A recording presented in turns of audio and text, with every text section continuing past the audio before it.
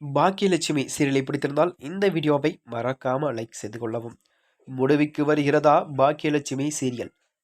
சுசித்ரா ஷெட்டி செயலால் எழுந்த சந்தேகம். வாங்க வீடியோவை முழுமையாக விஜய் தொலைக்காட்சியில் பல வருடங்களாக வெற்றிகரமாக ஓடிக்கொண்டிருக்கும் சீரியல் தான் பாக்கியலட்சுமி சீரியலா. இந்த சீரியலானது முடிவுக்கு வர இருப்பதாக தகவல் ஒன்று வெளியாகியுள்ளதா. விஜய் தொலைக்காட்சியில் வெற்றிகரமாக ஓடிக்கொண்டிருக்கும் சீரியலில் ஒன்றுதான் பாக்கியலட்சுமி. கடந்த 2020ஆம் ஆண்டு ஜூலை 27ஆம் தேதி முதல் ஒளிபரப்பாகி வரும் இந்த சீரியல் தான் சுசித்ரா ஷெட்டி பாக்கியலட்சுமியாக நடிக்கிறார். அவருடன் இணைந்துதான் சதீஷ்குமார் கோபிநாத்தாகவும், ரேஷ்மா பஸ்புலேட்டி, ராதிகா, ராஜலட்சுமி, ஈஸ்வரியாகவும், நவீன் ஃப்ரெண்ட்ஸ், அக்ஷிகாவும், அசோக் என்றும் ஏராளமான பிரபலங்களும் நடித்து வருகின்றனர்.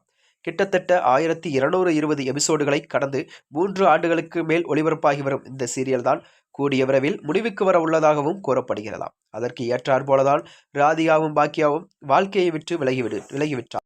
பாக்கியா கோபியின் மகள்கள் இருவருமே நல்லபடியாக செட்டில் ஆகிவிட்டார்கள். அந்த நேரம்தான் செல்வியின் மகனுக்கு இனியாவுக்கும் லவ் ட்ராக் சென்று கொண்டிருக்கிறதாம்.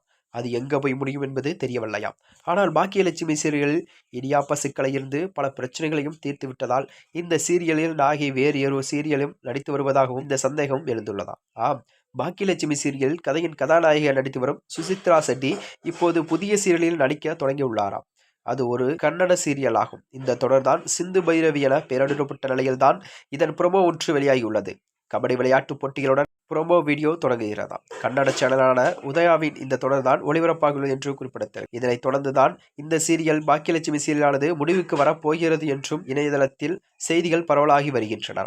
மேலும் இதுபோன்ற வீடியோக்களை தெரிந்து கொள்ள நமது சேனலை மறக்காம சப்ஸ்கிரைப் செய்து கொள்ளவும். நன்றி, வணக்கம்.